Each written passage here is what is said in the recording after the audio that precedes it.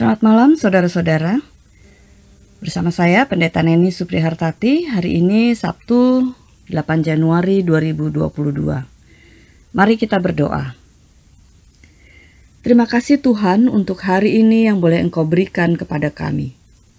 Di penghujung pekan dan di penghujung hari ini, ada begitu banyak pikiran, perkataan, dan perbuatan yang kami lakukan.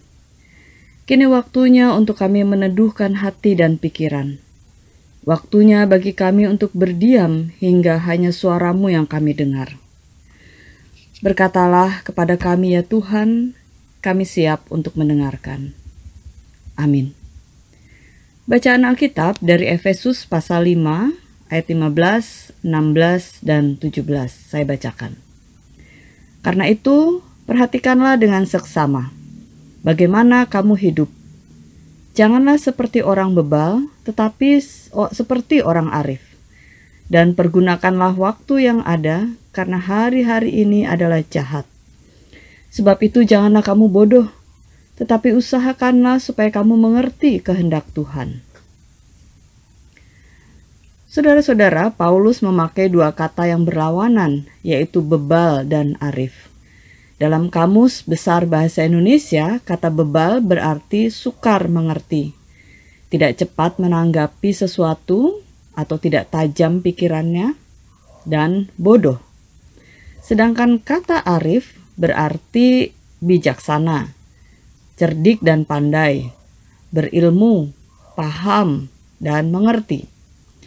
Itu artinya Paulus memberikan nasihat agar dalam menjalani hidup kita harus bijaksana, cerdik dan pandai, berpengetahuan, cepat paham, memiliki pengertian, bukan malah bersikap atau berlaku bodoh. Tidak cepat tanggap ataupun lambat berpikir. Bahkan Paulus menegaskan dalam ayat 17, sebab itu janganlah kamu bodoh, tetapi usahakanlah supaya kamu mengerti kehendak Tuhan.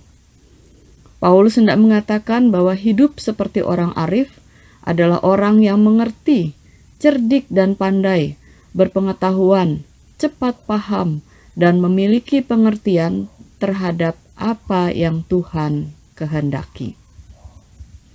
Mungkin pertanyaan yang muncul kemudian adalah, bagaimana mengetahui kehendak Tuhan?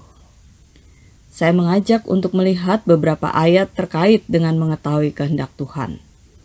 Pertama, Yeremia pasal 33 ayat 2 dan 3.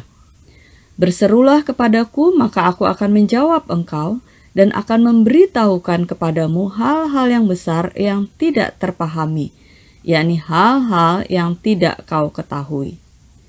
Kedua, Matius pasal 7 ayat 7 dan 8 dan Lukas pasal 11 ayat 9 dan 10. Mintalah, maka akan diberikan kepadamu. Carilah, maka kamu akan mendapat.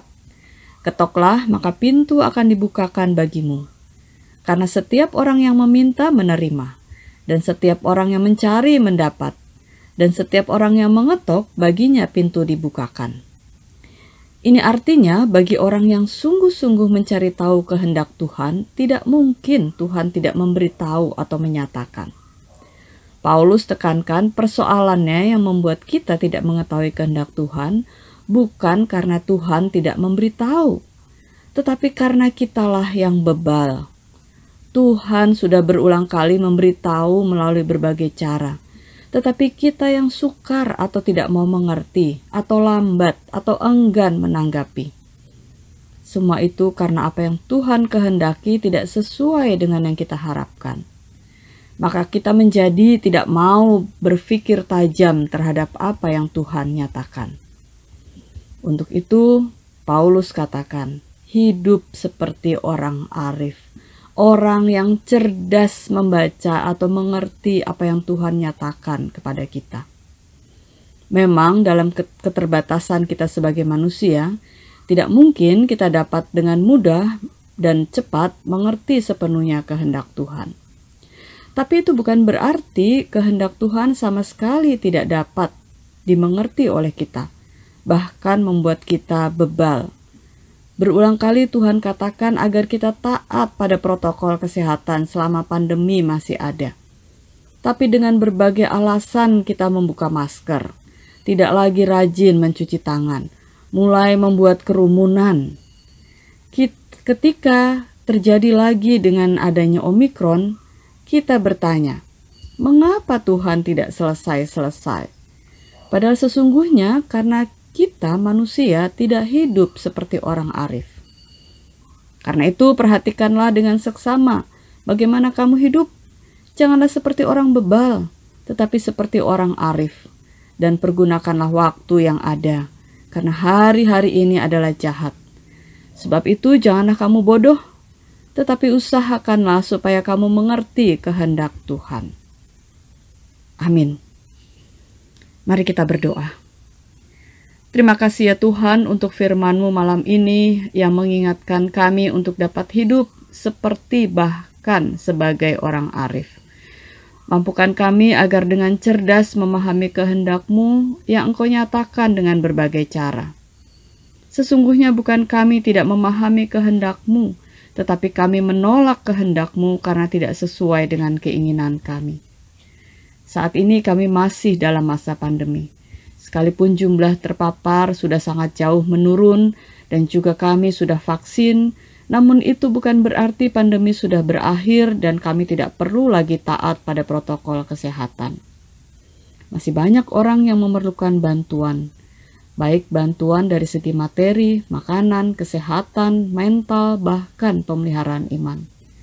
Saudara-saudara kami yang selama masa pandemi tidak dapat ke gereja dan tidak dapat mengikuti ibadah melalui media sosial, bahkan mengikuti doa malam bersama ini. Keadaan mereka dengan berbagai kendala dan keterbatasan sehingga tidak dapat mengikuti berbagai kegiatan pemeliharaan iman melalui media sosial. Saudara-saudara kami yang mengalami ketidakadilan atas hak yang seharusnya mereka dapatkan, yang tertindas bahkan tersingkirkan. Saudara-saudara kami yang harus menata kembali hidupnya setelah mengalami berbagai bencana, baik karena erupsi Gunung Semeru, longsor, banjir, kebakaran, dan bencana lainnya. Terima kasih ya Tuhan, kami diingatkan untuk hidup arif dengan hadir menjadi berkat bagi mereka. Tolonglah kami ya Tuhan, agar dengan pertolongan-Mu, kami dapat menjangkau mereka untuk memberikan bantuan. Tolonglah kami agar tidak hanya memikirkan perkara-perkara yang tinggi dan hebat, tapi juga mampu untuk hadir bagi mereka yang masih berada di bawah, yang justru membutuhkan sentuhan kasih-Mu.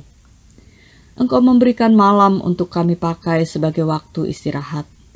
Tolonglah kami untuk dapat menggunakan waktu istirahat dengan arif dan esok Engkau boleh bangunkan kami untuk kembali melakukan segala aktivitas kami. Bagi saudara-saudara kami yang harus tetap bekerja di waktu malam, Tuhan berikan kesehatan dan kekuatan agar mereka dapat menjadi berkat bagi banyak orang yang membutuhkan mereka di waktu malam. Dalam Kristus kami berdoa. Amin. Selamat malam saudara-saudara, selamat beristirahat, Tuhan menjaga kita semua.